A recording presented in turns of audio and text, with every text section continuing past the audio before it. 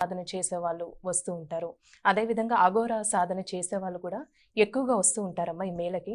అయితే విశిష్టత ఏంటి? ఎందుకు ఉద్దేశం అంటారు ఈ విధంగా రావడం వెనుక? ఇందాక చెప్పుకున్నట్లుగా ఏ ఆలయంలో చూసినా అమ్మవారి యొక్క రూపం కనపడుతూ ఉంటుంది. ఆ స్థానం యొక్క గొప్పతనాన్ని, ఆ శక్తి కేంద్రంగా దాన్ని మనం అనుభవించగలిగేది చాలా కొద్ది మంది అనుభవించగలుగుతూ ఉంటారు.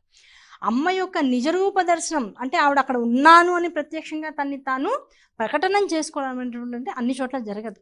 ఇక్కడ ప్రకటన జరుగుతోంది. అమ్మలోంచి ఒక ద్రావకం బయటికి వస్తోంది. అంటే అక్కడ అమ్మ ఉంది సశరీరంగా. ఆవిడ లోపల మనలాంటి శరీర తత్వమే ఉంటుంది. భూమిని చీల్చుకుని తన తత్వాన్ని మొత్తం జగత్తుకు అందజేస్తోంది అనబడేటువంటి ఒక విలాసాన్ని చూడడం కోసం ఎక్కడెక్కడో ఉండి పరమశివుడి యొక్క అనుగ్రహం కోసం శరీరం మీద ఆ ఆపేక్ష వదిలేసేసినటువంటి అఘోరాలు అక్కడ విభూతిని శరీరాలకి రాసుకుని ఇంకా శరీరం మీద ఎటువంటి ఆచ్ఛాదన లేకుండా పరమశివుడు ఎలా ఉంటాడు అనేటువంటి దాన్ని తెలుసుకోవడం కోసం ఆ పరమశివుడు చుట్టూతా ఉండేటువంటి భూతప్రేత పిశాచాల్లాగా వాళ్ళు మార్చుకుని వాళ్ళ అంతర్గతంగా అంటే భూతప్రేత పిశాచాలు అంటే వాళ్ళని ఏం తక్కువ చేస్తున్నట్టు కాదు. అలాంటి అవగతం ఇంకెవరితో ప్రపంచంతో మాకు సంబంధం లేదు, మేము విడిగా ఉంటున్నాం.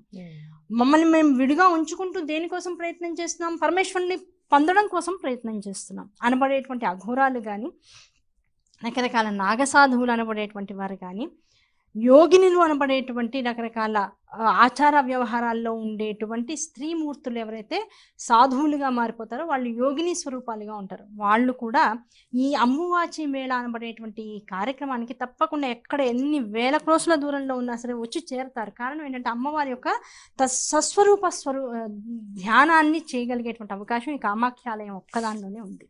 కనుక అమ్మ నేను ఉన్నానని చెబుతూ ఉంటే ఎక్కడో ఉండి అమ్మ ఎక్కడో ఉందని చెప్పి మళ్ళీ తపస్సు చేస్తూ జీవితాన్ని వ్యర్థం చేసుకోవడం అనవసరం కదా. సంవత్సరానికి ఒకసారి అమ్మ నేను ఇక్కడ ఉన్నానయ్యా, నన్ను దర్శించుకోవడానికి రండి, లేదు నా అనుభూతిని పొందడం కోసం రండి అని చెప్తున్నటువంటి క్షేత్రం కనుక ఈ కామాఖ్యాలయానికి అన్ని వేల మంది, అన్ని కోట్ల మంది కొన్ని సంవత్సరాలుగా దర్శనానికి ఎగబడుతూ ఉండడం అనేటువంటి చూస్తూ ఉన్నాం. అమ్మ, ఇప్పుడు కామాఖ్యాదేవి ఆలయంలో అమ్మవారి విగ్రహం అంటూ ఉండదు. మరి అమ్మవారికి ఏ విధంగా పూజ చేస్తూ ఉంటారు? అమ్మవారిని శక్తిపీఠాలుగా ఒకలుగా కొలుస్తూ ఉంటారు కాబట్టి అమ్మవారికి సంబంధించమ్మా ఆలయానికి సంబంధించి రహస్యాల గురించి తెలియజేయండి. ఒకటే రహస్యం ఏమిటంటే, దక్షయజ్ఞం జరిగిన తర్వాత ఏ శరీరం అయితే సతీదేవి వదిలేస్తుందో ఆ శరీరాన్ని భుజాన వేసుకుని పరమశివుడు మొత్తం ప్రపంచమంతా ప్రళయం వచ్చేటట్లుగా క్రోధంతో కూడుకున్నటువంటి నాట్యాన్ని చేస్తూ తిరుగుతూ ఉన్నాడు. అలా క్రోధంతో అడుగులు వేసిన కొద్దీ ప్రపంచం అంతా ఏమవుతుంది? కుంగిపోతున్నటువంటి ప్రపంచాన్ని అంతటి ప్రళయం నుంచి రక్షించడం కోసం మహావిష్ణువు అమ్మవారి యొక్క శరీరాన్ని 51 ఖండాలుగా చేశాడని, అందులో ఉన్నటువంటి జననాంగం అనబడేటువంటి ఖండము వచ్చి గౌహతిలో ఉన్నటువంటి ఈ ప్రాంతంలో పడిందని, అందుకని దీన్ని కామరూపి అంటే ఏ రూపాన్నైనా సరే ధరించగలిగినటువంటి శక్తి కలిగినటువంటిది, అందరిలో ఉన్నటువంటి మనస్పూర్వకమైనటువంటి ఆ కోరికలను తీర్చగలిగేటువంటిది, దాంతోపాటుగా తనకి ఏ రూపము లేకపోయినా అన్ని రూపాల్లో తానే ఉండేటువంటిది. అటువంటి తల్లి కనుక కామాఖ్య అనబడేటువంటి స్వరూపాన్ని పొంది ఉన్నటువంటిది. ఆ తల్లిని అక్కడ ఎలా చూస్తాము? ఒక నిజంగా చెప్పాలి అంటే స్త్రీ యొక్క జననాంగం ఎలా ఉంటుందో అలాగే ఒక శిలాస్వరూపంగా ఉంటుంది, ఉబ్బెత్తుగా ఉంటుంది. అక్కడ ఈ జననాంగం పడేటప్పటికి ఏమవుతుంది? ఇంతసేపు శివుడు క్రోధంతో వేసేటువంటి అడుగుల కన్నా కూడా అతిశక్తి ప్రేరితమైనటువంటి ఆ అంగము అక్కడ నేల మీద పడంగానే భూమి లోపలికి కుంచుకుపోయింది, ఒక బిలంలా ఏర్పడిపోయింది. ఆ బిలం ఎంతవరకు అంటే ఇంకా అవతల వైపు మళ్ళీ భూమి చేర్చుకునేదాకా లోపల నుంచి ప్రయాణం చేసేస్తే ఇంకేముంది? ప్రళయమే. 2 వైపుల భూమి ఓపెన్ అయిందంటే ప్రళయమే. దాంతో ఏం చేశాడు శివుడు? వెంటనే తన త్రిశూలాన్ని అడ్డుపెట్టాడట. ఆ అంగము కింద వరకు ప్రయాణించిపోయి మొత్తం ప్రపంచాన్నంతటిని కూడా 2 ముక్కలు చేసేసే లోపల తన త్రిశూలాన్ని అడ్డుగా నించోపెట్టాడు.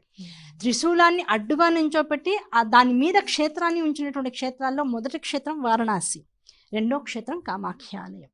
కనుక ఆ క్షేత్రంలోకి అడుగు పెట్టాము అంటేనే కైలాసంలోకి అడుగు పెట్టినట్లుగా మొట్టమొదటి భావన రావాలి. రెండవది, అక్కడ ఆలయంలో రూపం లేదు అనుకుంటాం. రూపం పడ్డానికి అసలు అమ్మవారు సతీదేవి స్వరూపాన్ని ఖండాలుగా చేసినటువంటి విధానం. శక్తి క్షేత్రాలు ఎన్నైతే ఉన్నాయో అన్నింటిలోనూ కూడా అమ్మవారి యొక్క అంగము పడిందే తప్ప అమ్మవారి యొక్క రూపం లేదు. దాన్ని మనంతట మనం క్రియేట్ చేసుకోవాలి రూపాన్ని. దానికి రూపానికి లేదు కనుక మరి ఏం చేశారు అంటే అమ్మవారి యొక్క రూపం మనసులో నిల్చోటానికి, నిలబెట్టుకోవడానికి, ఆరాధన చేసుకోవడానికి, మనస్సును నిలబెట్టుకుని దాని ద్వారా అమ్మవారిని పట్టుకునే ప్రయత్నం చేయడానికి యోగిని స్వరూపాలను అక్కడ పెట్టారు. దాంతోపాటుగా ఆ చుట్టుపక్కల ఉన్నటువంటి అమ్మవారి ఇలా బిలస్వరూపంలో పడిపోయింది, ఆ జననాంగం పడింది, ఇంత శక్తి క్షేత్రంగా ఈ క్షేత్రం మలచపోతోంది అనగానే అమ్మవారి నుంచి ప్రేరితమైనటువంటి దశమహావిద్యా స్వరూపాలు బయటకు వచ్చాయి అంటారు. ఆ దశమహావిద్యలు కూడా ఎక్కడున్నాయట, అవి కూడా బిలంలోనే ఉన్నాయి. వీటికి విడిగా ఒక అంతరాలయాలు లేవు. అమ్మవారి చుట్టూతో మొత్తం దశమహావిద్యలకు సంబంధించినటువంటి బిలాలు ఉన్నాయి. బిలా స్వరూపంగా అమ్మవారి యొక్క క్షేత్ర